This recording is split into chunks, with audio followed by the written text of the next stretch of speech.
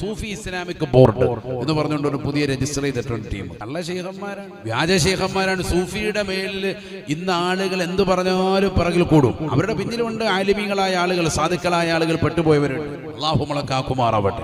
എന്താണ് അവർക്കുള്ള പ്രശ്നം? അവർ പറയുന്നത് മതം വേണ്ട എന്നാണ്. അതാണ് മെയിൻ പ്രശ്നം. മതം വേണ്ട, എല്ലാവരെയും സ്നേഹിച്ചാൽ മതി എന്ന്. അവിടെയാണ് പോയത്. ഇന്ന ദീന ഇൻദല്ലാഹിൽ ഇസ്ലാം.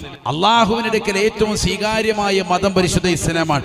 ഈ ദീൻ വിട്ടിട്ട് എന്ത് ചെയ്താലും കാര്യമില്ല. ഒരാൾ ഒരുപാട് കോടിക്കണക്കിന് രൂപ ദാനധർമ്മം ചെയ്തു, പക്ഷെ മോമിനല്ല, അയാൾക്ക് ആഖിറത്ത് വല്ല കൂലിയുണ്ടോ?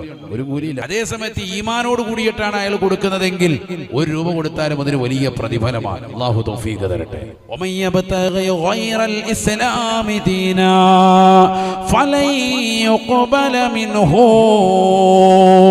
പരിശുദ്ധമായ ഖുർആനിലൂടെ അല്ലാഹു ഉറപ്പെടുത്തിയതല്ലേ, ആരെങ്കിലും അല്ലാഹുവിന്റെ ദീനിനെ വിട്ടുകൊണ്ട് ദുനിയാവിൽ ജീവിച്ചാൽ മതം വേണ്ട, മനുഷ്യന് പരസ്പരം സ്നേഹിച്ചാൽ മതി എന്നുള്ള ആശയവുമായി കടന്നു വന്നിട്ടുള്ള ഇസ്ലാമിക് സൂഫി ബോർഡിന്റെ ആളുകളില്ലേ, വ്യാജമാണ്. പെട്ടുപോകല്ല മുസ്ലിമേ, അത്തരക്കാരെ മാറ്റി നിർത്തൽ നിർബന്ധമാണ്. അല്ലാഹുവിനടുക്കൽ സ്വീകാര്യമായ മതം അത് പരിശുദ്ധമായ ഇസ്ലാമാണ്. മതമില്ലാതെ നീ എന്ത് ചെയ്തിട്ടും കാര്യമില്ല.